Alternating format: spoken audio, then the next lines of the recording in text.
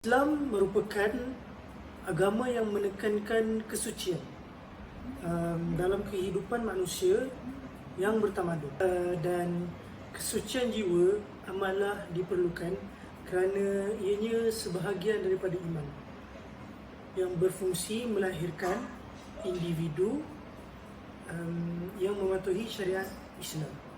Jika kita lihat statistik di Malaysia sendiri, pada 2010 seramai 16,646 berbanding dengan 2009 iaitu seramai 15,736 orang. Bismillahirrahmanirrahim. Assalamualaikum warahmatullahi wabarakatuh. Saya Pegawai Kadet Muhammad Aiman Rizal bin Nasiri. Jadi insyaAllah pada hari ini saya akan sharekan kepada anda semua mengenai penetapan hukum dalam penyalahgunaan dadah.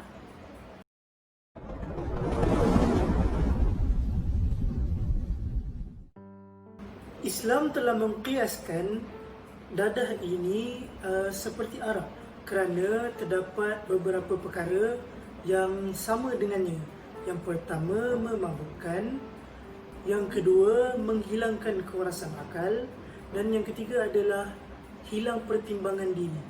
Dan menurut maqasid syariah, menyamakan pelibatan individu dalam penyalahgunaan dadah adalah sebagai pencabulan kepada agama, akal, diri dan harta sehingga menyebabkan berlakunya perlakuan yang diharamkan oleh agama itu sendiri. Jika kita merujuk kepada definisi di dalam bahasa Arab, dadah disebut sebagai al-mukhaddarat, yakni perkara yang menghayalkan, menghilangkan pertimbangan diri dan menghilangkan kewarasan, seperti mana ganja, morfin dan lain-lain yang seumpama dengan dadah. Dan berdasarkan kajian para ulama dan juga ahli perubatan Islam, dadah mempunyai kesan yang sama seperti apabila kita meminum arak, kerana ianya boleh memabukkan dan menghilangkan kewarasan akal.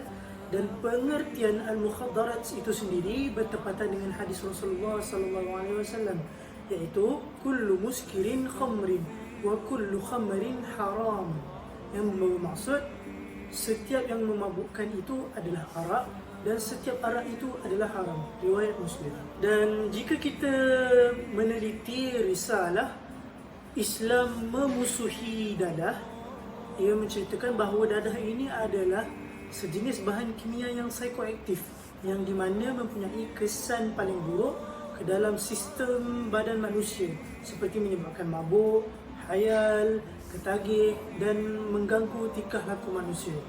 Penggunaan yang berterusan akan mendatangkan bahaya, kerosakan kepada diri sendiri, keluarga dan semestinya kepada negara dan juga agama itu sendiri. Dan jika kita meneliti kronologi pengharaman dadah, menurut para ulama, hukum terhadap sesuatu makanan dan minuman itu adalah halal, selagi mana tiada sebarang dalil yang meletakkan haramnya makanan dan minuman itu, dan hukumnya adalah harus dan juga halal.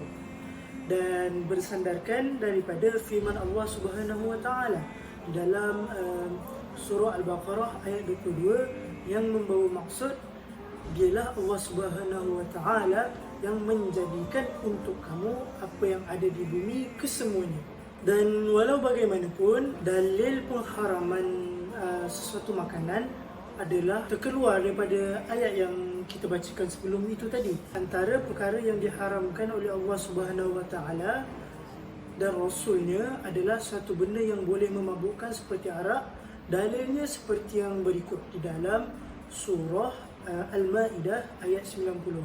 A'udzu billahi minasyaitonir rajim. Ya ayyuhalladzina amanu innamal khamru wal maisir wal ansab wal azlamu rijsun min 'amalis syaitan fajtanibuhu la'allakum tuflihun. yang membawa maksud, wahai orang-orang yang beriman, bahawa sesungguhnya arak dan judi serta pemujaan berhala dan mengundi nasib dengan batang-batang anak panah, semuanya itu adalah kotor dan keji dari perbuatan syaitan. Oleh itu, hendaklah kamu menjauhinya supaya kamu berjaya. Sadaqallahul azim.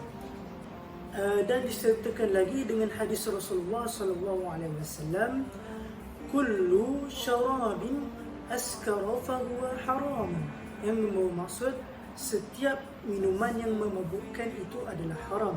Riwayat Al-Bukhari dan juga Muslim. Dan juga hadis yang kedua, kullu muskirin khamrin wa kullu khamrin haram, yang membawa maksud setiap perkara yang memabukkan itu adalah arak, dan hukum bagi arak adalah haram.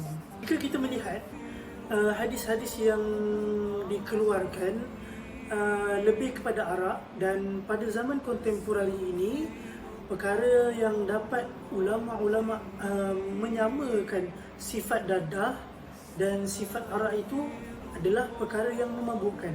Jadi kita melihat hadis yang seterusnya daripada Rasulullah sallallahu alaihi wasallam yang berbunyi, ma askara kathiruhu faqalilu haram, yang membawa maksud perkara yang memabukkan dalam jumlah yang sedikit pun dikira sebagai haram. Dan menurut tokoh ulama kontemporari iaitu Yusuf Al-Qaradawi, semua jenis dadah seperti ganja, heroin, morfin dan sebagainya mempunyai pengaruh dan kesan yang buruk terhadap individu dan masyarakat.